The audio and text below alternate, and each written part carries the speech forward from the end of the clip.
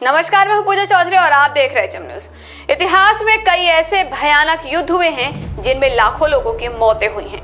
Unit 731 को सबसे खतरनाक वॉर क्राइम में गिना जाता है।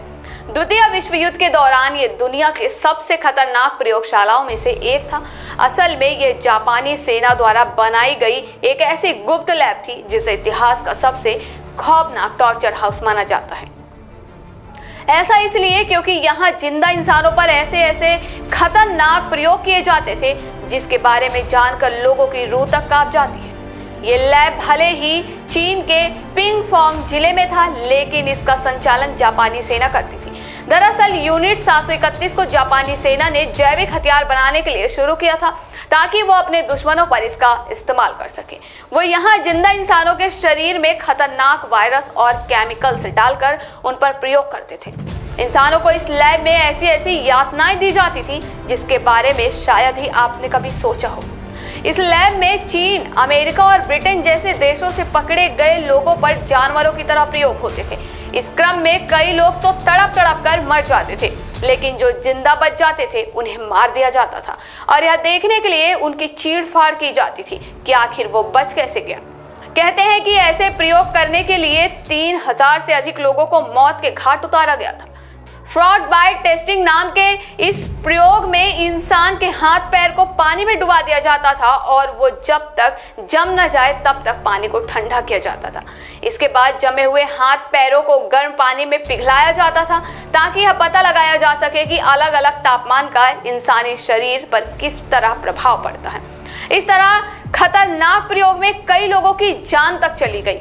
कई बार ऐसा भी होता था कि इंसानों के शरीर में पहले खतरनाक वायरस डाला जाता था और उसके बाद उनके प्रभावित अंगों को यह देखने के लिए काट दिया जाता था कि बीमारी आगे भी फैलती है या नहीं।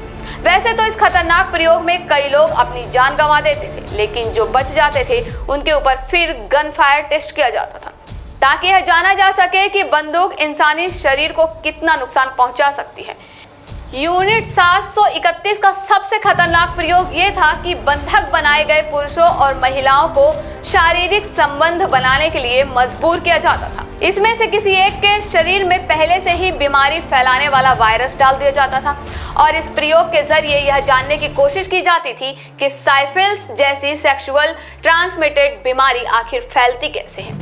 इसके अलावा कई महिलाओं के शरीर में वायरस डालने के बाद उन्हें गर्भवती भी बनाया जाता था ताकि यह देखा जा सके कि नवजात पर उस वायरस का क्या असर होता है। इस क्रम में तो कई महिलाओं की मौत भी हो जाती थी। चीन के पिंगफोंग में मौजूद यूनिट 731 खतरनाक प्रयोग करने वाला कोई इकलौता लैब नहीं था, बल्कि चीन में इसकी और भी कई शाखाएं थी जिनमें लीकोउ, मुडनजियान और हेलर शामिल थे। हालांकि द्वितीय विश्व युद्ध के बाद इन सारी प्रयोगशालाओं में खतरनाक प्रयोग करने का काम रुक गया और ये जगह वीरान हो गई। इस क्रम में तो कई महिलाओं की मौत भी हो जाती थी। चीन के पिंगफोंग में मौजूद यूनिट 731 खतरनाक प्रयोग करने वाला कोई इकलौता लैब नहीं था, बल्कि चीन में इसकी और कई शाखाएं थी जिनमें लीकोउ, मुडनजियान और हेलर शामिल थे। हालांकि द्वितीय विश्व युद्ध के बाद इन सारी प्रयोगशालाओं में खतरनाक प्रयोग करने का काम रुक गया और ये जगह वीरान हो गई। अब तो इनमें से कई जगह पर लोग घूमने के लिहाज से भी आते हैं। तो ये थे आज की हमारी खास खबर। इसी प्रकार की खबरों में बने रहने के लिए देखते रहिए एचएम न्यूज।